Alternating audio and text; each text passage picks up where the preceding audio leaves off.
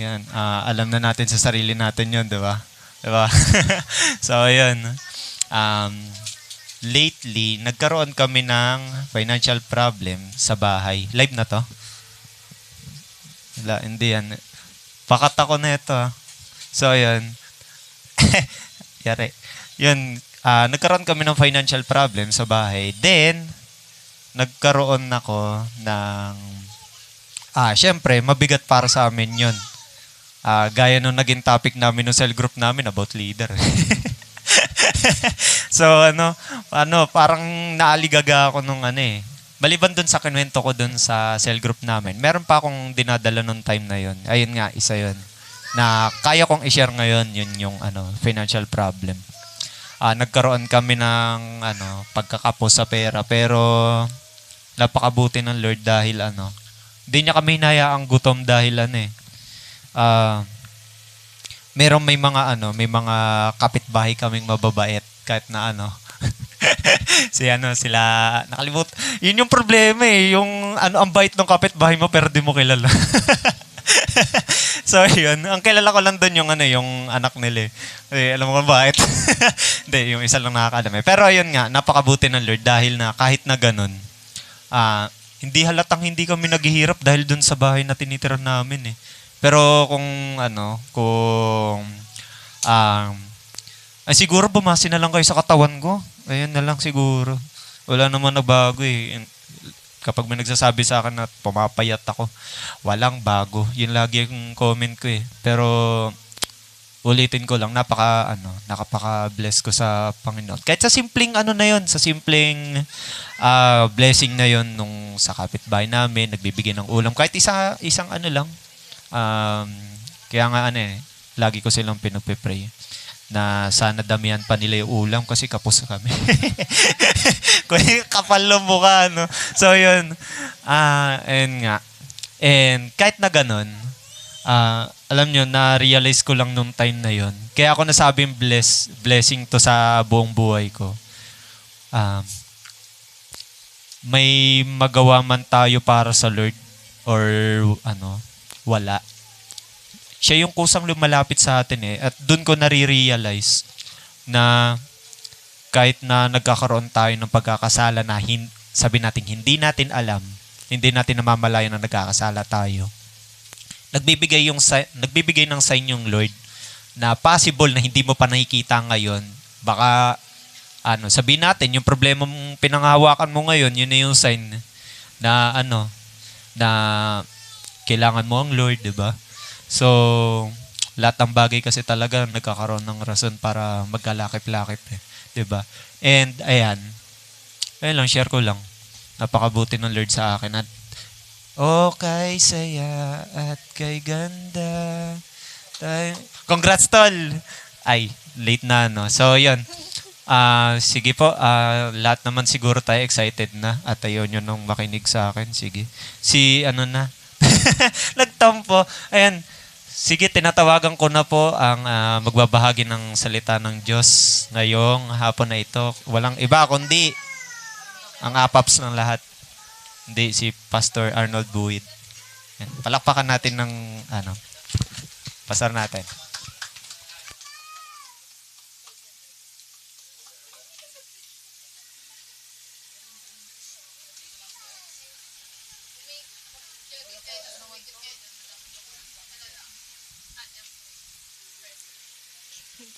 Lahat nakablock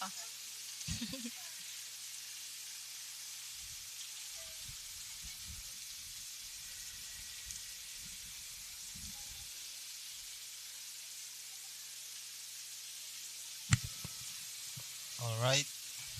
Hello. Ayan.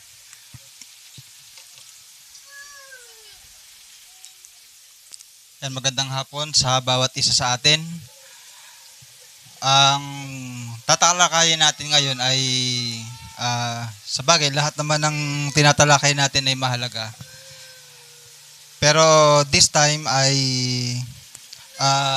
importante dahil relevant siya sa ating mga nagiging struggle sa ngayon. Okay. So, tanong ko lang, Maging honest kayo, no? May pera ka ba? Pati ka nag-ano? Yeah. Sino ditong, walang struggle ngayon? Taas nga yung kamay. Ako, di ko maitaas yung kamay ko eh. Ilan ba yung struggle ko? Dami. Wala. Wala nang paglagyan sa daliri. Ha? Di naman bilang, no? Minsan yung katabi mo, struggle mo na rin. Yun lang. Tingnan mo nga, mukha bang struggle yan? Mula nung nakilala kita, dumami problema ko. Okay. So, mahalaga itong pag-aaralan natin dahil patungkol ito sa patungkol ito sa katiyakan ng pagpasok natin sa kaharian ng Diyos. Okay? So kaya kung kaya nyo i-take note nyo to. Kasi mahalaga itong pag-uusapan natin. At i-relate natin ito sa ating senaryo sa bawat araw. Yan. So, ready na tayo? So, sa Lucas, ito basahin muna natin. Sa Lucas chapter 14. Simulan natin sa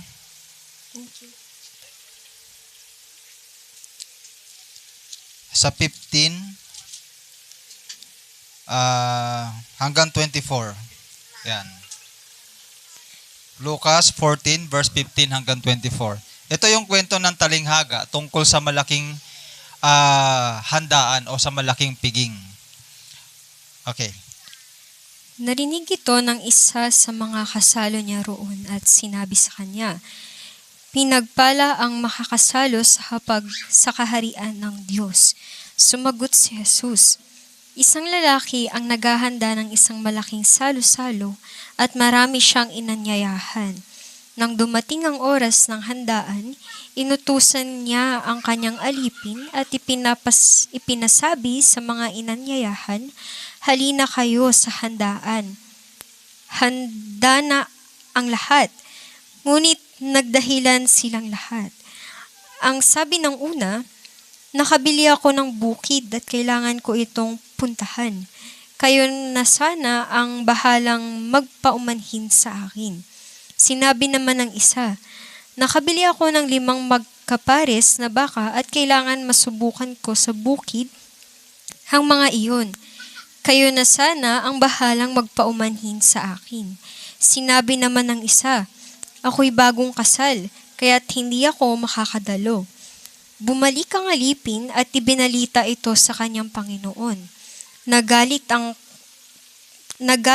ang Panginoon at sinabi sa alipin, 'Pumunta ka agad sa mga lansangan at sa mga makikipot na daanan ng lungsod at isama mo rito ang mga mahihirap, mga lumpo, mga bulag at mga pilay.' Pagkatapos, sinabi ng alipin, 'Panginoon, nagawa ko na po ang inuutos ninyo. Ngunit marami pang bakanting upuan.' Kaya't sinabi ng Panginoon sa alipin, 'Pumunta ka sa mga lansangan at sa mga daan, at pilitin mong pumarito ang sinumang makita mo upang mapuno ang aking bahay.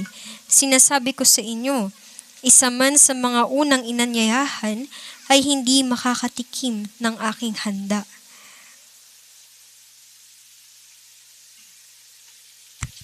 Ayan. So, yan yung kwento ng malaking handaan na inihanda ng Panginoon. So, talinghaga yan, ibig sabihin, metaphor or paglalarawan. So, dito iikot yung ating pag-uusapan, ano? Yan. So, gusto kong simulan sa tayo, in-invite din tayo ng Panginoon. Sabi sa verse 24, isa man sa unang inanyayahan ay hindi makakatikim ng aking handaan. So, ewan ko, naranasan nyo na bang pumunta sa isang handaan? Halimbawa, birthday party, in-invite kayo, pagdating doon, di ka pinakain. Parang wala namang ganun, di ba? Parang wala namang ganun, ha? At least sa patay, lagi kang binibigyan ng kape. So, kapag pupunta tayo sa mga ganun, sa mga event, parang very common naman na tayo nakakakain, nakakasalo. Pero, ang sabi ng Panginoon, may pangyayari pala in the future, meron palang pangyayaring ganito na inanyayahan, pero hindi makakakain. Okay? Hindi siya makakatikim kasi hindi rin siya makakapunta. Pero inanyayahan. So, hindi siya makakapunta, hindi siya makakakain. Pero inanyayahan. Okay? So, yung inanyayahan na yun yung pagkatawag ng Diyos sa atin. Okay?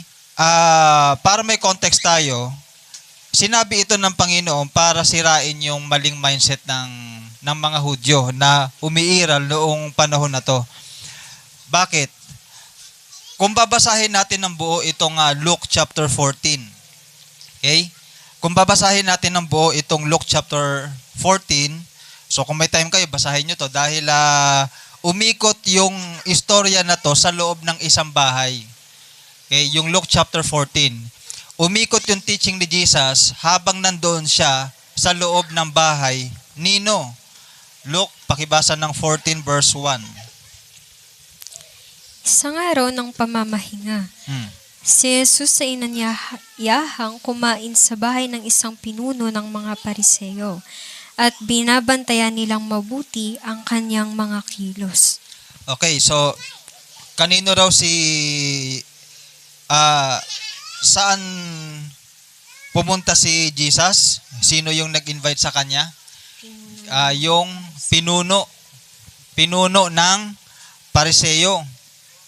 Okay? So, habang nandun siya, nagtuturo siya. At habang nagtuturo siya, pagkabasa natin ng verse 15, sabi ng Bible, may nagsabi kay Jesus sa verse 15, pinagpala ang makakasalo sa hapag ng kaharian ng Diyos. Okay? So, bakit sinabi ito nung tao? Ang nagsasalita dito, isang Hudyo. Ganito kasi, no, ang Hudyo, meron silang mentality na sila ay pinili ng Diyos. Panahon pa lang ni Abraham. Alam nila na sila talaga ang pinili ng Diyos. Tama? Alam naman natin yan, no? Ang mga Hudyo pinili ng Diyos. Sila yung pinili ng Diyos para maging anak, para maging bayan. Yan. Kaya nga yung Israel, ang Diyos ang nagtatag niyan eh. Ang Diyos ang talagang pumili diyan sa bansang Israel. So, hanggang sa panahon ni Jesus, ganun yung kanilang mentality. Pinili kami ng Diyos. Kaya ang sabi nung isang naroon, ang sabi niya, talagang pinagpala yung makakasalo sa hapag ng Panginoon. Tumutukoy iyan sa pagdating ng Mesaya. Doon nung time na yon, hindi nila namalaya na yung Mesaya na ang kanilang kasama. Okay? Pero syempre, tumutukoy din yan sa muling pagbabalik ng Panginoon. Okay? Na sa pagbabalik niya, lahat ng mga sumasampalataya sa Kanya ay dadalhin niya sa alapaap at kasamang mamumuhay muli dito sa mundo sa loob ng 1,000 taon. Actually, yan yung isang bagay na hinihintay natin, yung pagbabalik ng Lord at makapamuhay tayo dito sa mundo kung maisasama man tayo, kung sakali, no, maisama tayo ng Panginoon sa loob ng 1,000 taon. Okay? So, yun yung isa sa mga revelation nitong sinasabi na mapalad ang makakasama sa piging ng Panginoon. Okay? Ngayon, sinaysay ng Panginoon yung isang istorya na meron palang possibility na kahit pinili ka ng Diyos, may possibility na hindi ka rin makasama sa huli. So, yun yung gustong ipakita ng Panginoon, yung concerning part, okay? Yung concern ng Diyos. May inanyayahan, siya mismo nag-invite, ang Lord mismo ang nag-anyaya sa tao, pero yung tao na to ay hindi rin makakasama sa bandang huli. Okay? At makikita natin kung bakit sila hindi makakasama, bagamat inanyayahan, pero hindi sila makakasama dahil nagkaroon sila ng mga, excuses sa kanilang sarili. At yung tatlong pag-uusapan natin, yun yung tatlong bagay na maaari, kaya pag-ingatan din natin, maaari na maging dahilan na kahit pinili tayo ng Diyos, kasi tayo pinili din tayo ng Diyos eh. Tama? Pinili tayo ng Diyos. Ang sabi ng Biblia, basahin nga natin yung Roma 8:31 o 8:30 yata, pacheck na lang.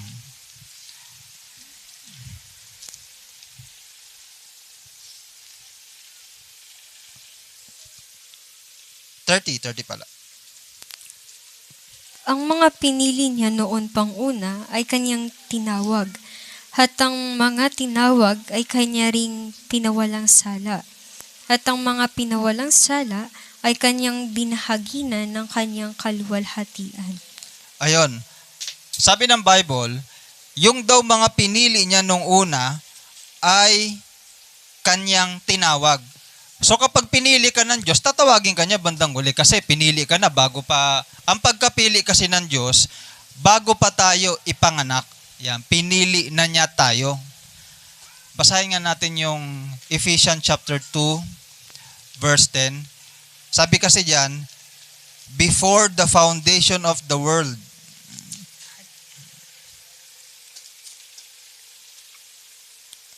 Kung ano tayo ngayon ay gawa ng Diyos, at sa pakikipag-isa natin kay Kristo Jesus, ay nilikha niya tayo para sa mabuting gawa na inihanda niya noong una pa man upang gawin natin. Ayun, so tingnan nyo, no? Ang sabi ng Bible, nilikha tayo ng Diyos at itinalaga niya sa isang gawain.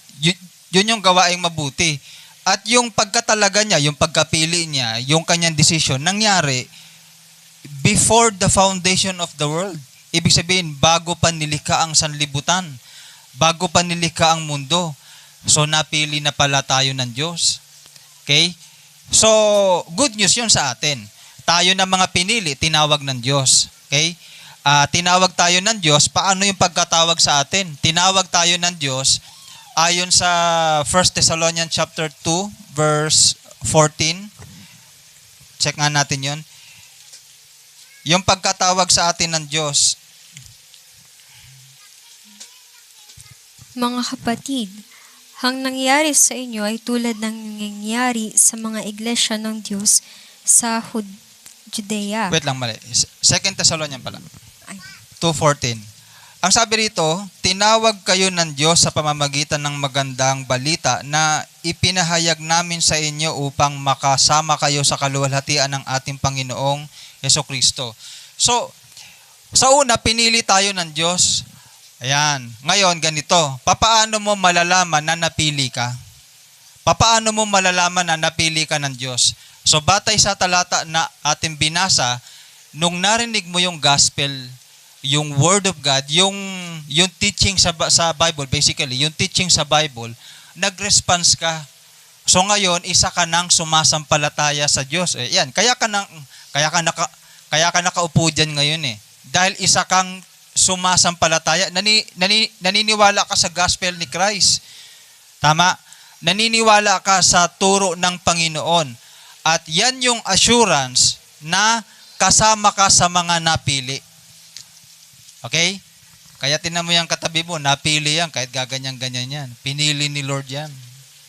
Okay? Pinili yan. Walang tutugon sa Panginoon kung hindi pinili. Okay? Malalaman mong pinili ka ng Diyos dahil kapag naririnig mo yung salita ng Diyos, tumutugon ka ng may pagsampalataya. Okay? That's how we know na tayo ay napili. Okay? So, okay na tayo doon, ano? So, yung pagkapili ng Diyos, wala na sa ating problema. So, do not question God na, Lord, pinili mo ba ako? Tingnan mo sarili mo, bakit ka naniniwala sa Kanya? Bakit ka naniniwala sa word ni Lord? Kasi nga, pinili ka ng Diyos. Okay? At nung pinili ka, tinawag ka niya. Kailan ka tinawag? The moment na narinig mo yung word of God at ikaw ay naniwala sa word of God, that's how you know na napili ka kasi tumugon ka sa kanyang panawagan. Actually, ang sabi sa John chapter 10, ang sabi ng Bible, ang sa Diyos ay nakikinig ng salita ng Diyos. Diyan mo malalaman na sa Diyos ka dahil hindi naman lahat ng tao nakikinig ng salita ng Diyos. Pero ang sa Diyos, nakikinig ng salita ng Diyos.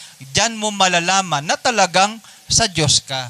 Pinili ka ng Diyos noon pang una, bago ka pa pinanganak, bago pa nagligawan yung mga magulang natin, pinili na tayo ng Diyos. At ang katibayan niyan, walang iba kundi yung sumasampalataya ka ngayon. Sumasampalataya ka ngayon sa salita ng Diyos. Bakit?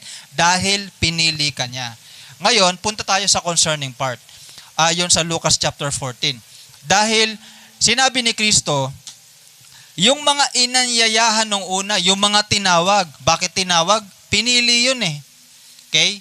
So, tinutukoy ng Diyos, yung mga tinawag nung una, kaya yung tinawag dahil pinili. O ngayon, yung mga inanyayahan, yung mga tinawag, okay? Dumating yung panahon na sila ay nagkanya-kanyang dahilan. At nagresulta iyon na, sabi sa verse 24, isa man sa mga unang inanyayahan ay hindi makakatikim ng aking handa.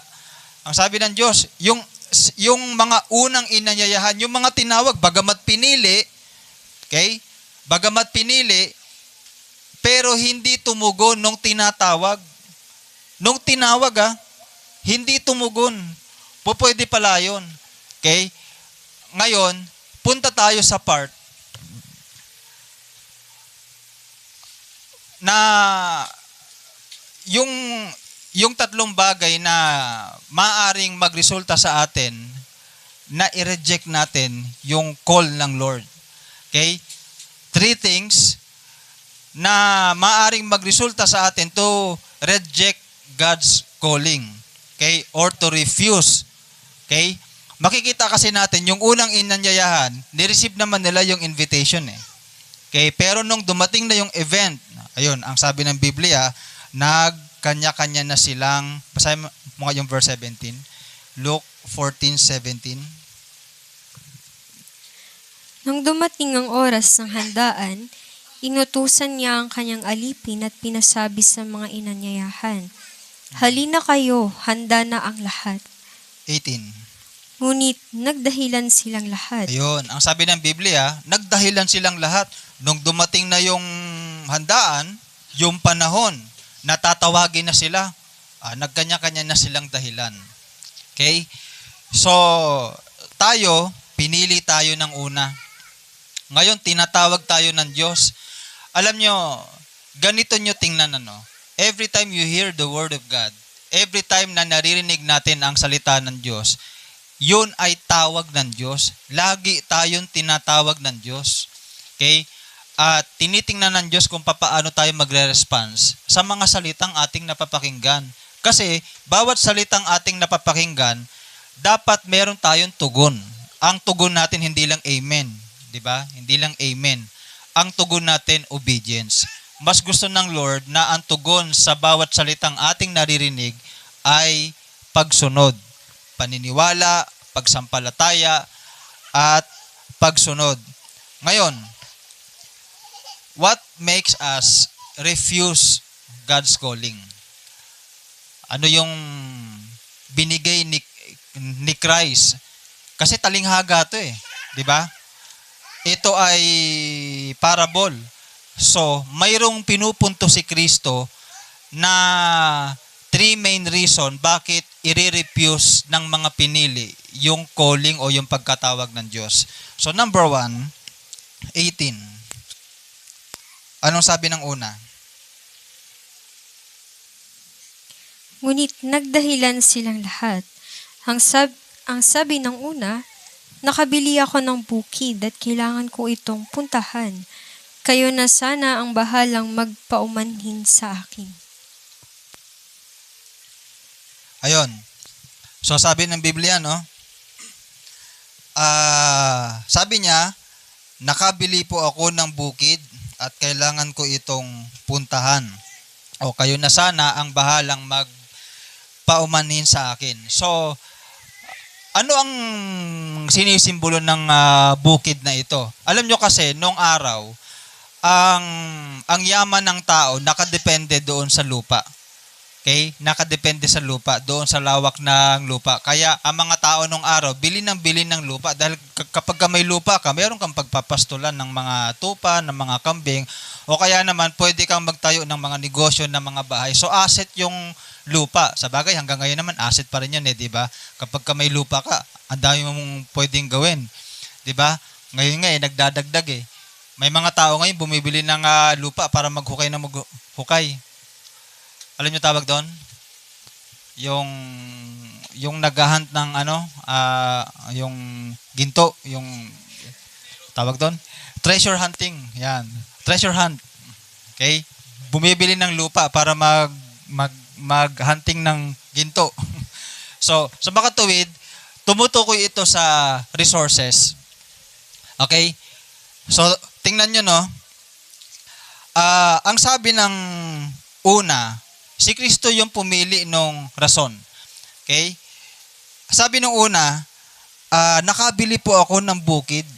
Kailangan ko po itong puntahan. Alam nyo ang sinisimbolo nito, ganito eh. Yung mga resources natin, ano ba yung maaring pinagmumula ng ating resources? Ano po ba yon? Di ba, trabaho. Ano pa? Negosyo. Di ba? Yun, yung mga bagay na yun. Trabaho, negosyo. Kasi, yung bukid, lumalarawan yun doon sa pagtatanim o sa pagpapastol ng mga tupa. Okay? Para may resources yung tao. Amen? So, sa ating panahon, kumakatawan naman iyan sa ating mga trabaho, sa ating mga negosyo. Okay? Ang sabi ng Biblia, okay? Ang sabi ng Bible, kailangan ko itong puntahan. Okay? Pakinggan niyo yung kanyang sinabi. Kailangan ko itong puntahan. Okay? So, nandun yung kapahayagan sa atin na yung kailangan natin itong gawin, kailangan natin itong unahin, kailangan natin itong i-priority. Bakit lumalabas yung salitang priority? Kasi nung time na yon, anong ginagawa sa kanya? Tinatawag siya para sa handaan.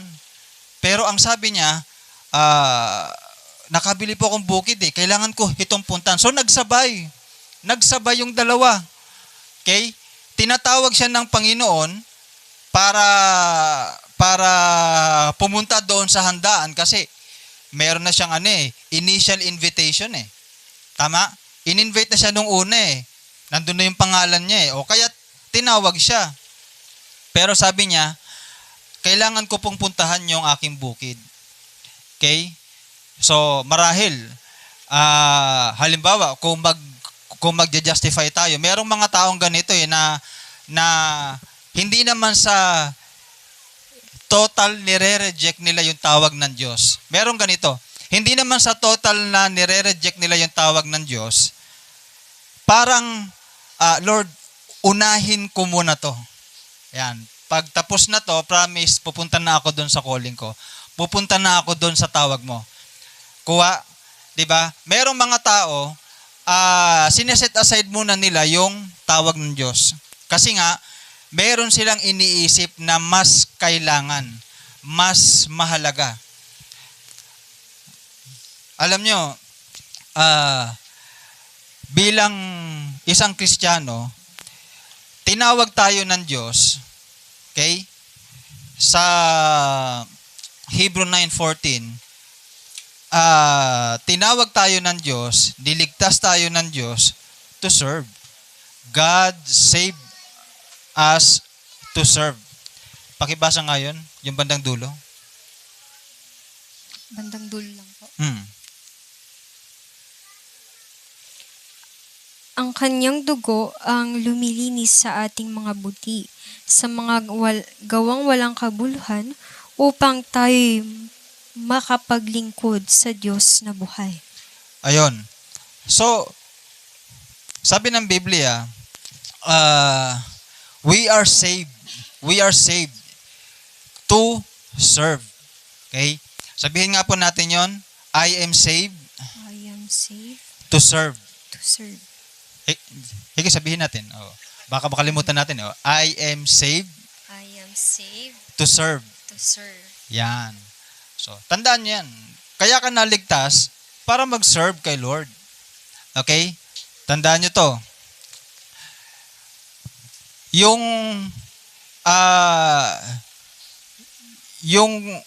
calling natin sa Lord, okay?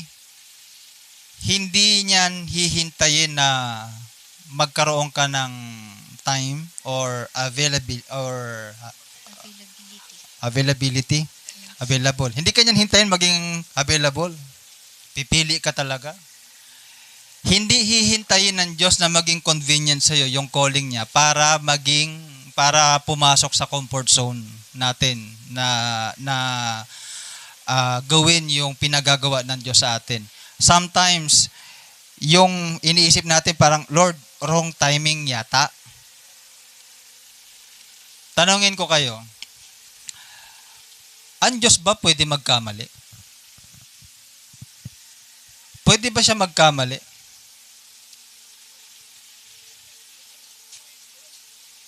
Kung pwede siya magkamali, pwede ba magkamali ang Diyos? Halimbawa, si Pedro. Sige. Sige, nagtaas ka ng kamay. Pwede ba magkamali si Lord? Ano sagot mo? Uy. Mali ako ng pagpili. Sa kahit saan, sa kahit ano. Pwede ba siya magkamali?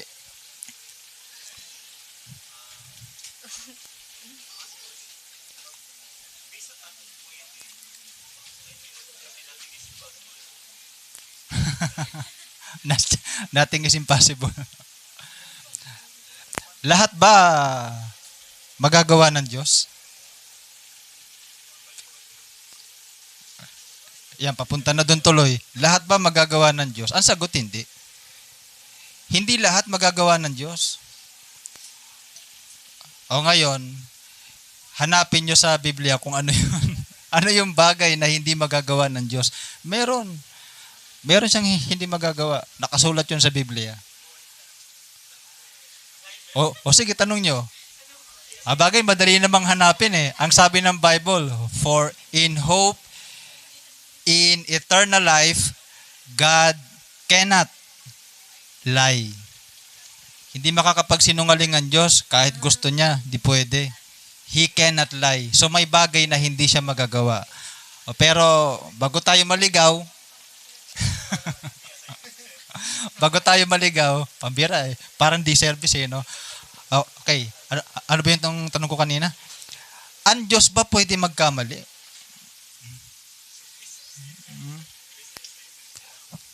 Pwede ba magkamali ang Diyos? Basahin mo nga yung Deuteronomy 32 verse 4. Ano po? Deuteronomy 32 verse 4.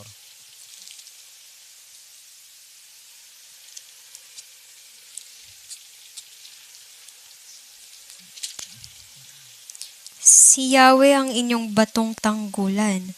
Mga gawa niya ay walang kapintasan. Mga pasya niya ay pawang makatarungan. Siya'y Diyos na tapat at makatuwiran. 32 verse 4, no? Ganito yung sabi sa English, sa King James. He is the rock. Pero hindi siya si Dwayne. Iba si Dwayne, na. Kasi si Dwayne, the rock din yun eh. The rock. Okay? So, siya ay batong tanggulan. Ito. Ang sabi ng Biblia, His work is perfect. Yan. Sabi ng Biblia, His work is perfect. Yan. Walang pagkakamali. Everything is according to His plan. Yan, parang ganon. His work is perfect. Okay? Now, paano kung meron kasing mga ganitong mentality yung iba na ay, mag-serve naman ako kay Lord eh. Kaya nga lang, di mo na ngayon, tapusin ko muna tong ginagawa ko. Di ba? Bakit niya naiisip yun? Kasi alam niya sa kanyang sarili, tinatawag na siya ni Lord. Yan, tinatawag na siya ni Lord. Lord, wait lang. Kasi meron pa akong gustong patunayan. Ayun. Meron pa akong gustong gawin. Meron pa akong gustong tapusin. Yan. So, palagay nyo, ang Diyos, talaga ba hinihintay niya na matapos muna natin yung ginagawa natin? Kasi kung ganun siya, sana hinintay muna niya sila Pedro matapos mangisda.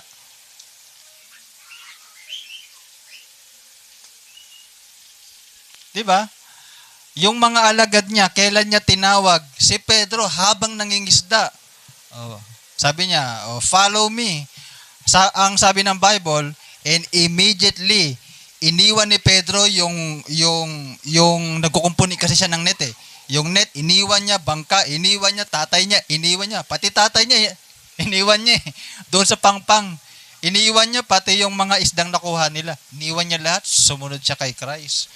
Hindi hinintay ni Jesus na, sige, tapusin mo muna yan. Paalam ka muna sa tatay mo. Ha? Yung mga isda, benta nyo muna para, diba? Ginanon ba siya ni Lord? Hindi, diba? Tingnan nyo. Sabi nung isa, tsaka na ako maglilingkod kay Lord kapag okay na yung puso ko. Kapag napagtagumpayan ko na yung mga kasalanan kasi I don't feel na worthy ako maglingkod sa Kanya eh. Tingnan nyo si Matthew. Kailan siya tinawag ni Lord? Si Levi. Habang gumagawa ng kasalanan. Tinawag siya ng Panginoon. Ano ba trabaho ni Levi? Si Matthew na kalaunan naging Mateo. Tax collector? Ha? Tax collector. Bombay? Kumbay. Maniningil ng buwis. Nung panahon na yon, kapag sinabing maniningil ng buwis, magnanakaw.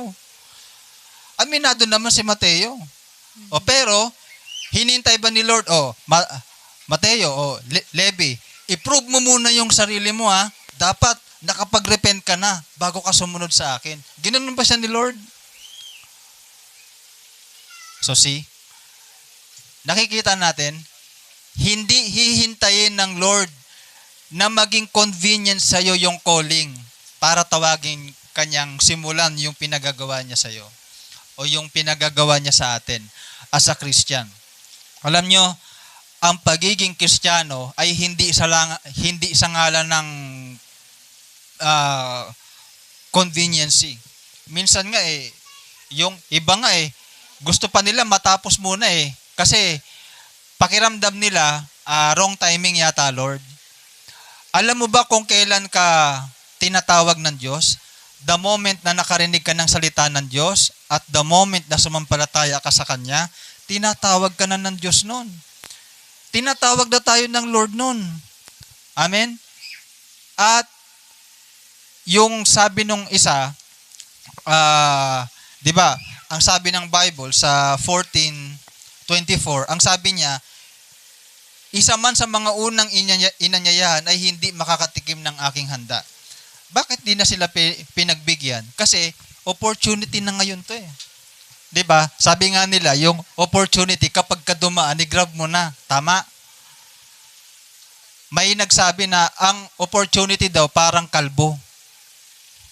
Ay, tama ba 'yun? Parang kalbo. Yung walang buhok. Di ba kalbo tawag doon? Kalbo. Bakit? Kasi sabi nila, kapag dumaan yung kalbo sa harap mo, di ba? At medyo nakalayo-layo na, hindi mo na pwedeng masambunot yung para, yan, wala kang masasambunutan sa kanya. Ay, wag naman si Rose, grabe ka naman. Sasambunutan si Rose. Ayan. Ngayon, ganun yung opportunity sa atin. Kapag dumating yung pagkakataon na makapaglilingkod tayo sa Diyos, i-grab natin yung opportunity dahil hindi mo alam kung bukas may pagkakataon ka pa. We never know bukas hindi nga natin alam kung nga bukas buhay pa tayo eh. Tama? Pagka may pagkakataon kang gumawa ng ikapaglilingkod mo sa Diyos, ipaglingkod mo na. Huwag mo nang ipagpabukas. 'Di ba? Marami kasing paraan ng paglilingkod sa Diyos eh. Tama? Yung alam mo na dapat mong gawin ngayon, gawin mo na. Huwag nating ipagpabukas dahil hindi natin alam. Hindi natin sigurado kung nga bukas makalawa buhay pa tayo. So kaya dapat gawin na natin dahil hindi natin alam kung sa mga susunod na araw ay may pagkakataon pa tayong gawin ang mga bagay na ito. Kaya nga 'di ba kung babasahin natin yung context ng Mangangaral chapter 12, ang sabi ng Bible sa verse 1 pa lang, ang sabi, consider the Lord in the days of your youth. Ang sabi ng Biblia, alalahanin natin ng Diyos sa panahon ng ating kabataan. Kasi ang mga tao, ang akala nila ang pagsaserve sa Lord ay kapag retired na. Kaya may mga church, puno ng mga matatanda eh. Kasi para bang yung mga matatanda na lang yung may time para kay Lord. Kapag kabataan, parang walang time eh. No? Parang ganon. So nakukuha natin, huwag tayo matakot. Sabi mo sa katabi mo, huwag ka matakot, huwag ka mag-alala. Maglingkod ka kay Lord. Huwag na nating isipin yung outcome. Maglingkod tayo sa Kanya. Dahil dyan tayo tinatawag ng Lord. We are saved to serve the living God. Ang sabi ng Biblia. Amen? Pag-aanyaya ng Diyos yan eh. Di ba tayo natutuwa nun? Di ba pinili ka ng Diyos? Sino bang karapat-dapat sa atin? Ako ba karapat-dapat mangaral? Hindi ah. Kung ako sa aking sarili, wala akong nakikitang kadahi-dahilan bakit ako pinipili ng Diyos para mangaral. Hindi ko nararamdamang worthy ako sa pangangaral. Hindi. Yung maging leader, hindi. Parang parang ang weird nga sa pakiramdam eh. Pero kapag tinawag ka eh. Sabi nga natin, wala tayong magagawa kapag talagang tinawag ka. Unless mag-refuse ka. Tama? Sino dito? Ewan ko sa inyo gusto ko kayong tanungin. Ewan ko kung sasagot kayo. Kayo ba pakiramdam nyo, tinatawag din kayo ni Lord? Nararamdaman nyo ba sa puso nyo, mayroong tawag? May tawag Brent. Yung plato, marumi pa. Hugasan mo na. Pati sa bahay nyo, no? Ayan, tawagin mo yan, pwede yan. Available yan. Yun lang, nagkatanungan na. Okay po. Nadaraman nyo ba yun? Na parang, hindi mo lang alam kung hindi mo alam kung paano ka gusto ng Lord na kumilos o ipaglingkuran o paglingkuran siya. Pero certain ka, nafi-feel mo yung, feel na feel. Feel na feel mo yung calling. Hindi mo lang tiyak kung paano, ikaw ba'y gagawin niyang mangangaral, ikaw ba'y gagawin niyang tagapaglingkod ng ganto, ganyan. Kasi maraming calling eh. 'Di ba? Alam nyo, pagka tayo binibigyan natin ng pagkakataon ng salita ng Diyos, the more you learn sa Word of God, the more mong mararamdaman ng tawag ng Diyos. 'Di ba? Na para bang kapag hindi mo pinufulfill yung pagkatawag niya, parang feeling mo hindi ka mapakali. Parang hindi ka, para kang nadudumi tapos malayo yung CR. Parang ganon. 'Di ba? Na para ka ma-fulfill, dapat magawa ko to. Yan, dapat magawa ko to. Parang yung mga apostol, yung mga propeta nung una, binigyan sila ng Diyos ng kapahayagan. Nararamdaman nila sa kanilang puso. Ang sabi nung isang propeta, si Ezekiel yata yun, kung di ako nagkakamali, ang sabi niya, yung kapahayagan ng Diyos na nilagay ng Diyos sa kanya, parang bola na nasa dibdib niya na kailangan niyang ilabas. Yan, parang parang intense yung kanyang kalooban. Na hanggat hindi niya sinasabi yung pinapasabi ng Diyos, hindi siya mapakali. Yan. Ganun yung calling. Na parang hindi ka mapakali hanggat hindi mo siya nagagawa. Amen? And sad to say, ang isa sa dahilan kung bakit i-refuse natin yung calling natin ay dahil sa mga alalahanin natin sa buhay. Okay. Bye-bye. Sige bro. God bless. Bye-bye. Merong bakante o kubaw. O, dalawa.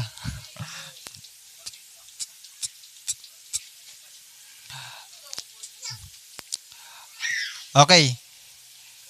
So, ayun nga, sad to say, ang sinasabi ng Panginoon, meron talagang punto na may mga tinawag na somehow they will refuse God's invitation. Sa kadahilanan na nakabili ako ng bukid.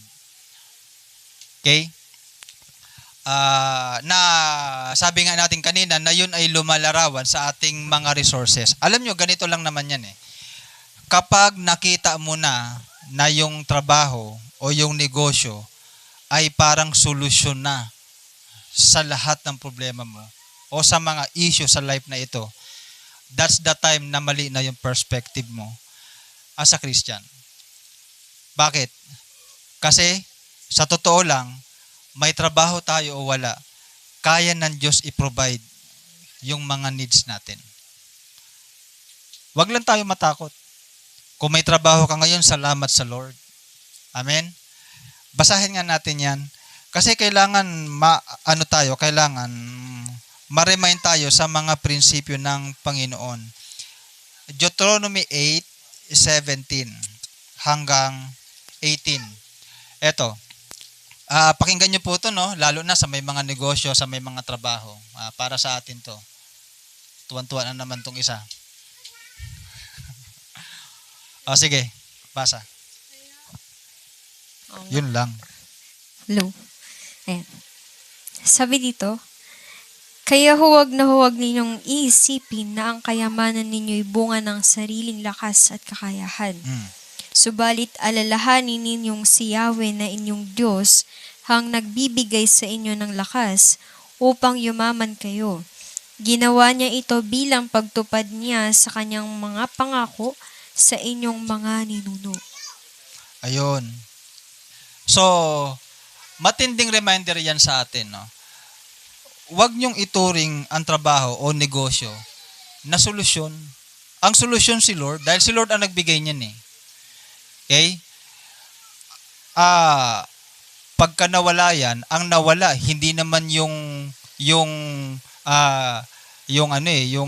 blessing eh. I mean, nawala yung blessing, pero yung giver ng blessing, hindi naman siya nawawala eh. Andun pa rin siya. Ano ba mas mahalaga? Yung blessing o yung nagbibigay ng blessing? Di ba yung nagbibigay ng blessing? Kaya tandaan nyo, huwag tayong matakot. Sana huwag tayong matulad sa mga taong ito na isa sa mga in-identify ni Christ na maaring dahilan para i-refuse mo yung calling, para i-refuse mo yung tawag ng Diyos at maaring magresulta pa na hindi ka makasalo sa kanyang piging in the future. Okay? Is yung mga resources natin. Amen? Kaya tayo, ang sabi ng Biblia, the just shall live by faith. Ang matuwid ay mabubuhay sa pananampalataya. Nabubuhay na ba tayo sa pananampalataya? Well, it's hard to say kung napapalibutan ka ng lahat ng, halimbawa, marami kang ganun. Parang, ganun ba? Halimbawa, paldo ka. Paano mo masasabing nabubuhay ka sa pananampalataya nun? Diba? Ang pananampalataya, nabubuhay ka sa mga bagay na may katiyakan. Amen? Hindi sa mga bagay na pampisikal, kundi sa mga bagay na hindi nakikita. Ang basehan ng pananampalataya, hindi yung nakikita, kundi yung mga bagay na hindi nakikita. So, tandaan natin yan. Okay? So, yan ay maaari reminder sa atin ng Panginoon. Okay? Dahil ang concern ng Lord, kung babalik tayo sa Luke chapter 14, nung kinuwento niya yung parable na ito ay merong mga inanyayahan pero hindi makakatikim ng kanyang handaan, ng kanyang inihanda. We hope and pray na wag ito mangyari sa atin. Okay? Alam nyo, ang sabi ng Bible, so, itutuloy ko na lang to sa next Sunday siguro. Napahaba na eh. Tuloy ko na lang next Sunday. So, jump tayo sa conclusion. Isa sa mga sinabi ng Panginoon, okay, sa Matthew chapter 13, meron siyang sinabi dito patungkol sa alalahanin. Bakit hindi magsisink in sa atin yung salita ng Diyos? So pakinggan natin yung sinasabi ng Biblia sa Matthew chapter 13, yung sa talinghaga ng matinik na mensahe sa 13:22. Ang binhi namang nahulog sa may matitinik na halaman ay ang mga taong nakikinig ng mensahe, ngunit dahil sa pagkabalisa sa maraming mga bagay at pagkahumaling sa kayamanan, nawalan ng puwang sa kanilang puso ang mensahe at hindi ito nagkakaroon ng bunga. Okay na yan? Hanggang 21? Ay, 23 po. Hanggang 21 lang. Ay, 22 po. ayo. Okay na pala yan. So, ang sabi ng Biblia, may binhi na nahulog sa matinik na halamanan. Na lumalarawan ito sa mga tao na nakikinig naman ng salita ng Diyos. They hear the word. Masaya naman nilang tinatanggap. Pero, hindi ito nag-uugat sa kanilang puso. Bakit? Dahil sa maraming kabalisahan at pagkahumaling sa kayamanan o doon sa pagnanasang yumaman. Dalawang bagay yan. Kabalisahan at pagnanasang yumaman. Alam nyo sa context nito, yung mga kabalisahan, yung nakikita mo yung isang side mo as a failure. Lagi kang nagfe-fail. Yung pagkahumaling sa kayamanan, yung isang side na parang gusto mo success. Gutom ka sa success sa buhay na ito. Okay? Na hanggat hindi nangyayari, tingin mo failure ka sa iyong sarili. Well, ang sabi ng Panginoon, Luke 12:15, ang buhay ay wala sa dami ng kanyang tinatangkilik. It doesn't matter kung 1 kilo na lang yung nasa lagayan natin ng bigas. It doesn't matter kung wala tayong pambili ngayong araw. Okay? It doesn't matter kung pupunta ka dito sa evening devotion, may makikita kang 3 kahon ng takoyaki. Yes. Yan. Kaya sa mga nagpupuntang evening devotion, alam na alam nila yon. Di ba? Oh. Pero kapag kabay takoyaki ba tayo sa harap, ibig ba nung sabihin, success tayo? Kapag ba wala kang pambiling bigas ngayong araw, ibig ba sabihin, failure ka? Tayo lang naman ang nagde-define ng success and failure eh. Tayo lang yun. Tanungin natin si Lord, yun ba yung success and failure sa buhay? Hindi. Dahil ang sabi ng Biblia, kahit walang-wala ka, ang sabi ng Panginoong Hesus, hindi yan ang batayan ng buhay. Okay? Ang sabi niya, mag-ingat kayo. Pakibasa na nga lang yun, 12:15 ng Lucas 12:15. At sinabi niya sa kanilang lahat, mag-ingat kayo sa lahat ng uri ng kasakiman, sapagkat ang buhay ng tao ay wala sa dami ng kanyang kayamanan. Ayon. So sabi ng Biblia, ang buhay ng tao ay wala sa dami ng kanyang kayamanan. Kaya bakit magpapaka-stress tayo masyado patungkol sa mga pangangailangan natin sa buhay na ito? 'Di ba? Parang ina-assess ko tong mga 'to eh, 'di ba? Yung mga youth natin sila Eljan, 'di ba? Wala siyang trabaho ngayon. Pero yung sabi niya nung kailan ba 'yon? Kahapon, 'di ba? May natandaan ako sa nasabi mo na ngayon wala kang word, pero hindi naman mukhang balisa ka eh. Hindi ka naman mukhang balisa. Yung buhok mo lang, parang ano. Pero sabi niya, na-miss daw niya yung word of God, sabi niya. Di ba sabi mo yung kahapon? Kung minsan, nagkaroon tayo ng mga pinagkakakitaan, pero kung minsan, ang naging kapalit, nawala sa'yo yung mas mga mahahalagang bagay. Di ba?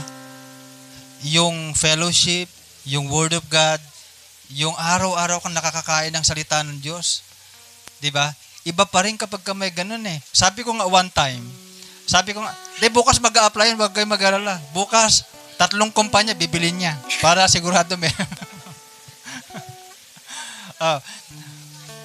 Doon daw kila taguhugas. Sabi ko nga ewan ko kung kanino ko ito nasabi. Sabi ko sa kanya, kahit na wala masyadong pera, tema, nakakakain pa rin naman. Okay pa rin naman. Kung gaano katapat ang Diyos sa atin. Alam nyo, hindi lang talaga natin kailangan mag-alala. Hindi lang natin kailangan matakot. Dahil kapag natakot ka, kapag nag-alala ka, maiisip mo talaga yung mga bagay na yan, solusyon. Hindi solusyon yan. 'Di ba? Anong sabi natin nung nag-exam kayo nung Sunday? Jesus is the answer. Hindi mo na alam yung may sulat mo. Jesus is the answer. Totoo ba si Jesus ang sagot? Yes. Totoo. Talaga ba naniniwala kayo doon? Jesus is the answer? Sa lahat ng problema natin? Opo. Totoo yun. Sige, isigaw mo lang. Okay lang yan. Diba? 1 Peter 5:7. Sa Diyos ninyo ibigay ang lahat ng inyong alalahanin sapagkat siya ay nagmamalasakit. Alam nyo, kapag naintindihan natin yung katotohanan na yan, makakapagpasalamat ka sa Diyos kahit sa kabila ng ikaw ay kapos. Totoo yan. Makakapagpasalamat ka sa Diyos kahit sa kabila na ikaw ay, parang walang-wala, nahihirapan sa buhay na ito. Okay? Ang sabi ni Pablo, ang sabi niya, Pilipos 3:14. O kung babasahin natin ito, no? Nagpupunyagi ako patungo sa hangganan upang makantan hanggang timpala ng pagkatawag sa akin ng Diyos. Wait lang, baliktad pala. 4:13 pala. Ah. Pero bago yon, siguro basahin natin yung 10 hanggang 13. Labis akong nagagalak sa Panginoon sapagkat pagkaraan ng mahabang panahon, minsan pang ipinamalas ninyo ang inyong pagmamalasakit sa akin. Alam kong hindi ninyo ako malilimutan, wala nga lamang kayong pagkakataong ipamalas ito. Hindi ko sinasabi ito dahil sa kayo'y pinaghahanapan ko ng tulong. Natutunan ko ng masiyahan maging anuman ang aking kalagayan. Alam ko kung paano maghikaos, alam ko rin kung paano manangana. Natutunan ko na ang sikreto kung paano masiyahan sa anumang kalagayan sa buhay. Ang mabusog o ang magutom, ang managana o ang maghirap. Ang lahat ng ito'y magagawa ko dahil sa lakas na kaloob sa akin ni Kristo. Ayun. So, tingnan nyo, no? Ang sabi ng Bible, ang context pala ng Pilipos 4:13 na kung saan sinasabi, all things, ang lahat ng ito ay magagawa ko sa lakas na kaloob sa akin ni Kristo. Ano ang context nun?